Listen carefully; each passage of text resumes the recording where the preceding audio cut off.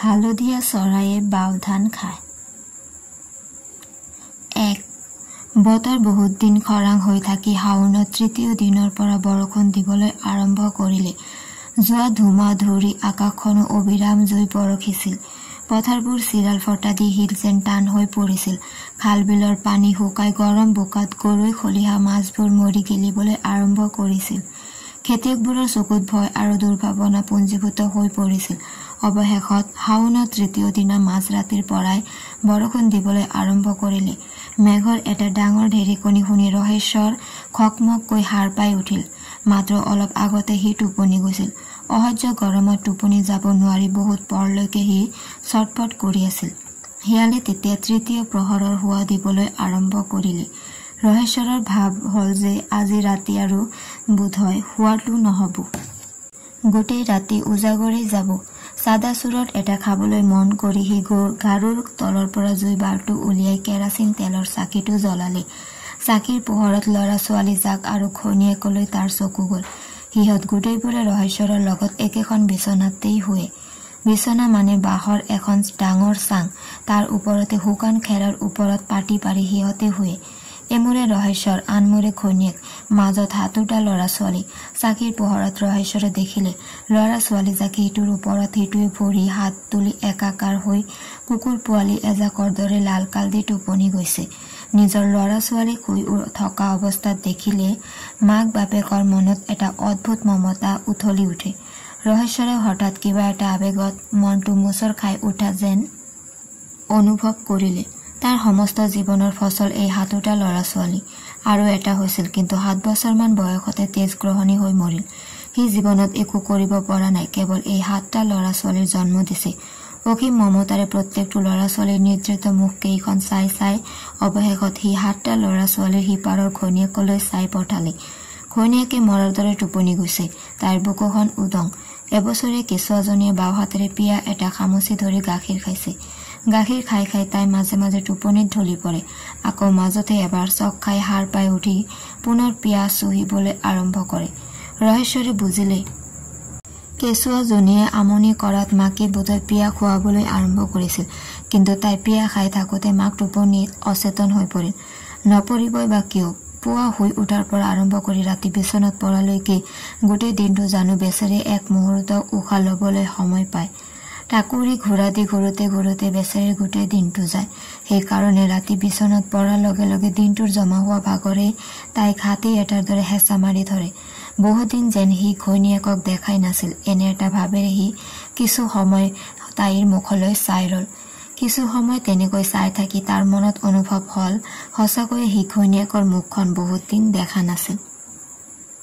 চাবলৈ তাৰ সময় হোৱা নাছিল, প্ৰয়োজন হোৱা নাছিল। আজি তাইৰ টোপনিত অচেতন হৈ থকাৰ সুযোগ লৈ ৰহেশ্বৰে ঘৈণীয়েকৰ মুখখন ভালকৈ চাবলৈ ধৰিলে। জীৱনত প্ৰথমবাৰৰ কাৰণে সি অনুভৱ কৰিলে যে তাৰ ঘৈণীয়েকজনী বুঢ়ী হ'বলৈ আৰম্ভ কৰিছে। তাইৰ মূৰৰ চুলিবোৰ আগতকৈ বহুত পাতল হ'ল, কপালখনো বহল হৈ পৰিছে। আগৰ মঙহডালটো নিপুটল, গাল দুখনো সৰি গৈ গালৰ হাড় দুডাল ওলাই পৰিছে। খন্তেকৰ কাৰণে চকা মকাকৈ ৰহেশ্বৰৰ চকুৰ আগত বিয়াৰ প্ৰথম ৰাতিৰ ঘৈণীয়েকৰ মুখৰ ছবিটো ভাহি উঠিল। যেন মানুহ নহয়, একুৰা জুইহে। সেইদিনা এনেকুৱা ৰূপ আছিল তাৰ ঘৈণীয়েকৰ।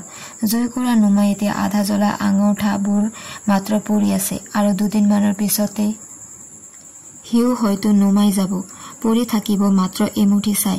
ৰহেশ্বৰে নিজে ক'ব নোৱাৰাকৈ এটা মৃদু হুমুনিয়া তাৰ বুকু ভেদি বাহিৰ হৈ আহিল। জীৱন এনেকৈয়ে পাৰ হৈ যায়। এটা ডাঙৰ সত্য উপলব্ধি কৰাৰ দৰে সি মনে মনে ভাবিলে।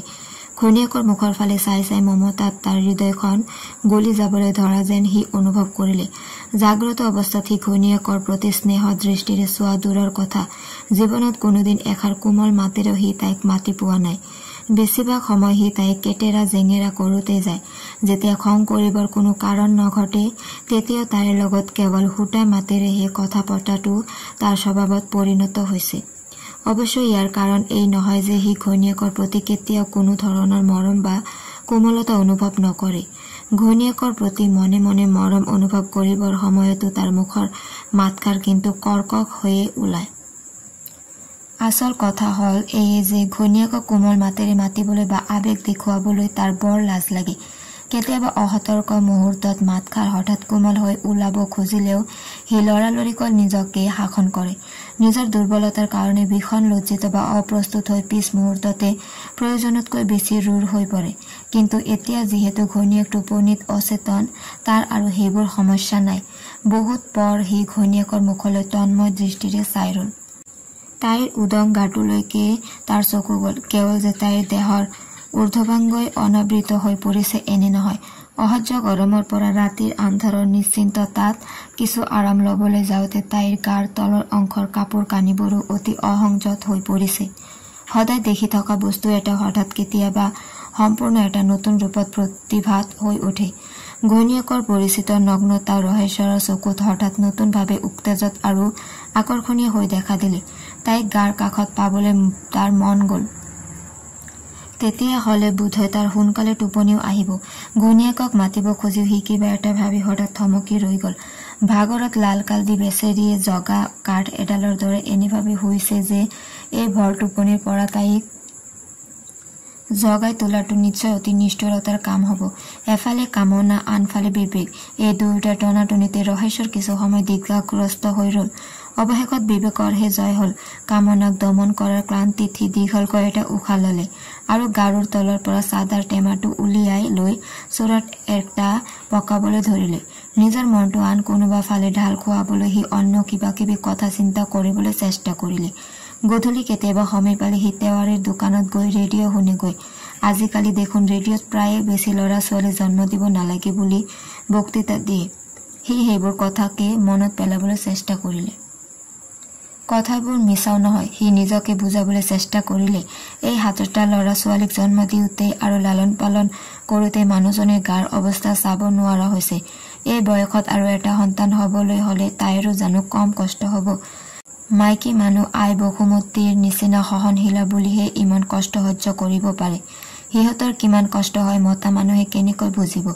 চোৰটো জ্বলাই লৈ চাকিটো নুমাই দি সি পুনৰ বিচনাত দীঘল দি পৰিল আৰু আন্ধাৰতে চোৰটো হুপি হুপি সি টোপনি যাবলৈ চেষ্টা কৰিলে। ৰহেশ্বৰে অনুভৱ কৰিলে যে গৰমটো হঠাৎ নোহোৱা হৈ গৈছে। বাহিৰত বোধহয় বতাহো দিছে। সি লাহে লাহে টোপনিৰ কোলাত ঢলি পৰিল। তাৰ পিছত এটা সময়ত সি মেঘৰ ঢেৰেকনি শুনি হঠাৎ সাৰ পাই উঠিল। বৰষুণ দিছে। এটা অসহ্য আনন্দৰ উত্তেজনাত তাৰ সৰ্বদেহ শিহৰিত হৈ উঠিল। পৃথিৱীত ইয়াতকৈ যেন ডাঙৰ আশীৰ্বাদ আৰু আন একো নাই। আজি ধুমা ধৰি বতৰ খৰাং। পথাৰলৈ সি হাল নিবই পৰা নাই। দুদিনমান হাল বাবলৈ গৈও সি হতাশ হৈ ঘূৰি আহিছে। জুই যেন ৰদত পুৰি মাটিবোৰ ইমান কঠোৰ হৈ পৰিছে যে নাঙলৰ আঁচ বহুৱাবলৈ নোৱাৰি। তাৰ শালীতলিৰ মাটি মাত্ৰ এপুৰাও, সিও বাম মাটি। আগতীয়াকৈ ধান ৰুব নোৱাৰিলে তাত খেতি একেবাৰে নহয়েই। এই বছৰ আবতৰীয়া খৰাংটো হৈ তাৰ মূৰত বজ্ৰাঘাত পৰাৰ দৰে অৱস্থা হৈছে। প্ৰতিদিনে ৰাতিপুৱা শুই উঠি সি পূবৰ আকাশৰ ফালে চাই আৰু জুইৰ আঙুনি যেন হৈ উঠি অহা বেলিটো দেখি তাৰ কলিজা কলা পৰি যায়। আৰু দুদিনমানৰ ভিতৰতে যদি সি হাল আৰম্ভ কৰিব নোৱাৰে তেন্তে এই বছৰ আৰু হালি খেতি হোৱাৰ কোনো আশা নাই।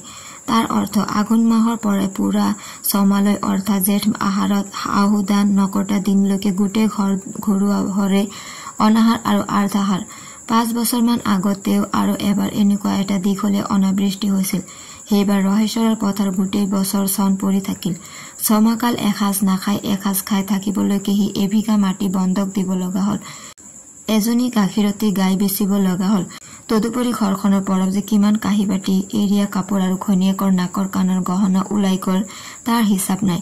সেই বছৰ তাৰ কঁকাল যি পৰিলেই আজিলৈকে সি ভালকৈ টঙাব পৰা নাই। এনে অৱস্থাত আৰু এবছৰ যদি খেতি নোহোৱাকৈ থাকিবলৈ হল তেন্তে সি নিগমে মৰিল। ইমান দিনে তাৰ অৱস্থাটো হৈ আছিল ফাঁচীৰ হুকুম হোৱা আছামী এটাৰ দৰে। কোনদিনা টেটুত চিপজৰি লাগে তাৰ ঠিক নাই। কিন্তু তাৰ সকলো ভয় আৰু দুশ্চিন্তাৰ অৱসান ঘটাই সেই আকাশত মেঘে গৰজি উঠিল। ৰহেশ্বৰৰ হিয়াখনে যেন আনন্দতে দামৰি পোৱালি এটাৰ দৰে জাপ মাৰি উঠিল। উহ ভগৱান, দয়াময় কৰোণাহৃদ্য, এইবাৰলৈ অন্তত নিচলাক ৰক্ষা কৰিলা। আৰু এটা মেঘৰ গাজনি শুনিবলৈ সি কাণখন থিয় কৰি ৰল। তাৰ মনত অনুভৱ হবলৈ ধৰিলে যে মেঘৰ গাজনিৰ দৰে মধুৰ শব্দ যেন পৃথিৱীত আৰু একোৱেই নাই। অলপ পিছতে পৃথিৱী কঁপাই দি মেঘে আকৌ এবাৰ গৰ্জন কৰি উঠিল। তাৰ পিছত আকাশখন হঠাৎ ভাঙি পৰাৰ দৰে বৰষুণ নামি আহিবলৈ ধৰিলে অজস্ৰ ধাৰাৰে। তৃষ্ণাৰ্ত মাটি আৰু ৰহেশ্বৰৰ সমস্ত চেতনাক আনন্দ ধাৰাৰে প্লাবিত কৰি ৰহেশ্বৰৰ আকৌ টোপনি আহিল। কিন্তু কুকুৰাৰ প্ৰথম ডাকতে সি পুনৰ সাৰ পাই উঠিল। ঘৈণীয়েকক ইতিমধ্যে সাৰ পাইছে। সেই ঘৈণীয়েকক কলে, শুনিছ কি? আৰু কি হব? বৰষুণ দিয়া শুনা নাই? হল বুলিনো মানুহে এনেকৈ শুব লাগিনে? সেই মাজৰাতিৰ পৰাই বৰষুণ দিছে, তই গমেই পোৱা নাই। মই গমেই পোৱা নাই বুলি তোমাক কোনে কলে? গম পাইছ যদি ভালেই হৈছে। এতিয়া শুন, মই হাল বাবলৈ যাওঁ। সোণটিৰ পৰা শেষ হলে তাক কবি দহা গৰুটোক গৰু ডাক্তৰৰ ওচৰলৈ লৈ যাব। তাৰ নাইটোৰ ঘাঁ দুখৰত মাখিয়ে পোক দিছে আৰু তই কঠীয়ানি খনৰ ফালে মন কৰি থাকিবি। কালি বেৰা ভাঙি গৰু সোমাইছিল, আজি আগবেলা বেৰাখন দিম বুলি ভাবিছিলো, কিন্তু বৰষুণ দিলে যেতিয়া মই হাল বাবলৈ যাওঁ। কেনেবাকৈ কঠীয়ানিত গৰু সোমালে কিন্তু চাবি এচাৰিৰ কোবত তোৰ পিঠিৰ ছাল নাথাকিব। ৰাতিপুৱা দিনটোলৈ ৰহেশ্বৰৰ মুখত এনেকুৱা কথা শুনি ঘৈণীয়েকৰ টিকিচ কৰে খং উঠি গল। গিৰিয়েকৰ ফালে পিঠি দি বাগৰ হলাই তাই কলে, হৈছে তিৰোতাৰ ওপৰত ইমান বৰ মতা ওলাব নালাগে। মই তোমাৰ কঠীয়ানিৰ ফালে মন কৰিম নে ঘৰৰে লেদেনা উকটিম? কালি গোটেই আবেলিটো বহি বহি থাকিলা, বেৰাখন দি পেলাব নোৱাৰিলা? তই মোক কালি বহি থকাহে দেখিলি। ৰহেশ্বৰে শান্ত মাতেৰে কলে, তয়ে দেখোন মোক ভগা গুৰি চালনীখন মেৰামতি কৰিবলৈ লগাই দিছিলি। শুন, এইবোৰ কথা নহয়। পথাৰৰ পৰা ঘূৰি আহি কঠীয়ানিত গৰু সোমোৱা বুলি গম পালে কিন্তু মোৰ গাত কোখাই উঠিব। তেতিয়া কিন্তু মোক নুদুখিবি। বিচনাতে উঠি বহি লৈ ৰহেশ্বৰে চাদা থপাতৰ চূৰত এটা পকাই ললে। তাৰ পিছত চূৰটো জ্বলাই সুখ টান এটা মাৰি লৈ বেৰত গুজি থোৱা গামোচাখন টান মাৰি কান্ধত পেলাই লৈ সি বাহিৰলৈ ওলাই গল। পিৰালিত থিয় দিলে ৰহেশ্বৰৰ দেহ মন জোৰ পৰি গল। বৰষুণ যে আহিছে সি সপোন নহয়, সম্পূৰ্ণ দিঠক। চোতালখন দেখিলে কব পাৰি ৰাতি খুব টান বৰষুণ দিছিল। কিনকিনীয়া বৰষুণ দিয়া হলে চোতালখন বোকা উঠি থাকিলহেঁতেন, কিন্তু এতিয়া ঢলে ধুই নিয়াৰ দৰে চোতালখন নিকা হৈ আছে। বুন্দা কেঁচুবোৰ জাকে জাকে গাঁতৰ পৰা ওলাইছে। অলপ পিছতে যেতিয়া ঘৰৰ হাঁহ জাকক গঁৰালৰ পৰা মেলি দিব, সিহঁতৰ আজি ডাঙৰ ভোজ হব। ৰহেশ্বৰে আকৌ আকাশখনলৈ চালে। বৰষুণে যদি ইমানতে ঘেটা শেষ কৰে তেতিয়া কিন্তু একো লাভ নহব। তেতিয়া মিছা আশা দেখুৱাই মানুহক চলনা কৰাৰ দৰেহে হব। কিন্তু নাই, সেই ভয় নাই। আকাশলৈ চাই চাই ৰহেশ্বৰে ভাবিলে, বৰষুণ আকৌ বোধহয় ডাঙৰকৈ আহিব। গোটেই আকাশখন ডাৱৰে উন্দোলাই আনিছে। অতবোৰ মেঘ ইমান দিন যে কত লুকাই আছিল সেই কথা ভাবি খুব আচৰিত হল ৰহেশ্বৰ। মেঘবোৰ যতে লুকাই নাথাকক, অৱশেষত যে সিহঁত আহিল ধৰণীৰ পুৰাহিয়া জোৰ পেলাবলৈ, মাটিৰ শুকান উঠত জীপ দিবলৈ, ৰহেশ্বৰ হতৰ প্ৰাণ ৰক্ষা কৰিবলৈ। তাতে ৰহেশ্বৰে ধন্য মানিছে। স্বাভাৱিক সময়ত হোৱা হলে বৰষুণৰ আলেখ লেখ চাবলৈ সি ইমান পৰ পিৰালে থিয় দি নাথাকিলেহেঁতেন। শুই উঠি কণা মোনাকৈ মুখখন ধুয়ে সি গৰুহাল লৈ পথাৰলৈ ওলাই গলহেঁতেন। কিন্তু আজি কথা বেলেগ। দুমাহৰ অগ্নিবৃষ্টিৰ মূৰত আজি যে আকাশে সঁচাকৈ পানী বৰষিছে সেই কথা যেন সি বিশ্বাসেই কৰিব পৰা নাই। ইমান দিনে কপি কপি মৃত্যুৰ দিন গণি থকা মানুহটোৱে আজি যেন নতুনকৈ জীয়াই থকাৰ অধিকাৰ ঘূৰাই পাইছে। মনৰ আনন্দত ৰহেশ্বৰে বুকু ভৰি দীঘলকৈ এটা উশাহ ললে। বৰষুণৰ সুগন্ধখিনি আৰু শীতলতাখিনি সি যেন ভালকৈ অনুভৱ কৰি চাব খোজে। ঠিক সেই সময়তে এজাক সজল বতাহ জোৰেৰে তাৰ গাৰ ফালে বৈ আহিল। বোকাৰ গোন্ধ, পানীত ভিজা গোৱৰৰ গোন্ধ, ভঁৰালৰ কাষত থকা গোন্ধাই ফুলবোৰৰ গোন্ধ, এই আটাইবোৰ পৰিচিত গোন্ধ মিহলি হৈ তাৰ নাকত লাগিলহি। সেইবোৰৰ লগতে সি আৰু এটা গোন্ধ পালে, আৰু সেইটো গোন্ধহে তাক চঞ্চল কৰি তুলিলে। সি স্পষ্ট অনুভৱ কৰিলে সেমেকা বতাহৰ কান্ধত উঠি ভাহি আহিছে গোহালিৰ গৰুবোৰৰ গাৰ গোন্ধ। ৰহেশ্বৰৰ ঘৈণীয়েকে গামোচাখনেৰে সৈতে মুখ ধোৱাটো লোটাটো লৈ ওলাই আহিল। ৰহেশ্বৰে হাত পাতি লোটাটো লৈ গেঙেৰি দি কলে, হাল বাবলৈ ওলাই আহি এবেলা পৰ মানুহটো ইয়াত থিয় হৈ আছো। মুখ ধোৱা পানী আনিবলৈ তোৰ এতিয়াহে মনত পৰিল। মানুহটো ভিতৰৰ পৰা ওলাই আহি পিৰালিত থিয় দিয়াৰ লগে লগেই যদি এবেলা পাৰ হৈ গল তেন্তে তেনেকুৱা বেলা গৈ থাকক, আমি পৰুৱাই নকৰো। তাই উচাত মাৰি ভিতৰলৈ সোমাই গল। ঘৈণীয়েক যোৱাৰ ফাললৈ ৰহেশ্বৰে কিছু সময় পোন্দুৱাকৈ চাই ৰল। তাৰ পিছত সি চিঞৰ মাৰি কলে, ঐ বুঢ়ো, শুনিছনে নাই? জাপিটো লৈ আহ। লৰালৰিকৈ মুখখন ধুই জাপিটো মূৰত লৈ ৰহেশ্বৰ হাল বাবলৈ বুলি ওলাই গল।